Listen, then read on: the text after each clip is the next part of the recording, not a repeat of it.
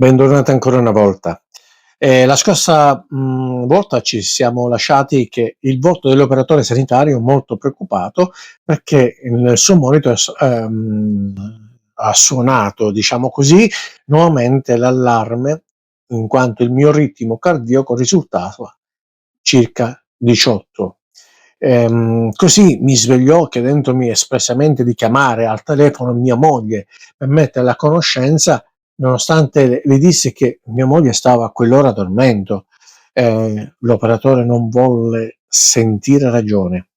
Così chiamai mia moglie e prima di passare all'operatore io tranquillizzai mia moglie dicendo che io non avvertivo nulla di quanto mi fosse evidenziato e stavo riposando tranquillamente. In quell'istante, a mente lucida, compresi che il diavolo voleva bloccarmi in ospedale, creando preoccupazioni all'operatore sanitario.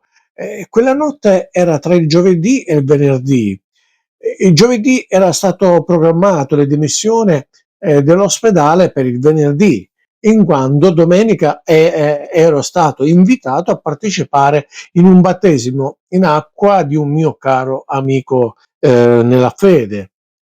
L'operatore ha detto a mia moglie di convincermi che dovevo essere trasferito in sala intensiva e se era necessario un nuovo intervento di pacemaker.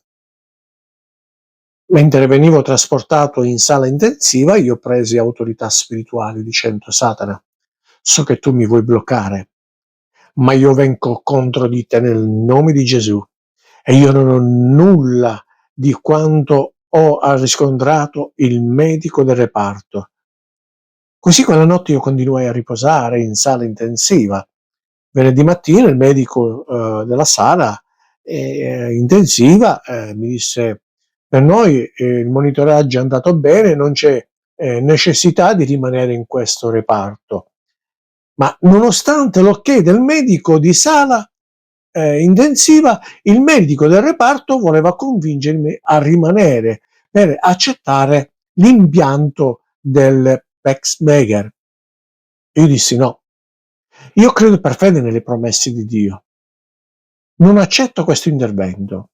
Così io andai e fino adesso sono passati già quasi 2 anni, non ho bisogno di pacemaker, ma non finisce qui.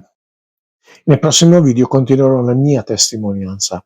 Pertanto, come sempre nei miei video precedenti, vi invito a mettere un like e lasciare un commento. Inoltre vi invito a seguirmi nel mio canale YouTube, dove potete seguire i messaggi e testimonianze complete registrandovi semplicemente per essere aggiornati. Inoltre ho altri account aperti nelle varie piattaforme digitali sotto qui elencati. Inoltre la mia posta elettronica sempre qui elencata per chi vuole scrivermi in privato. Ma per adesso mi accomiado da voi augurando ogni benedizione di Dio e buona riflessione. Ok, ciao, a presto, Dio benedica.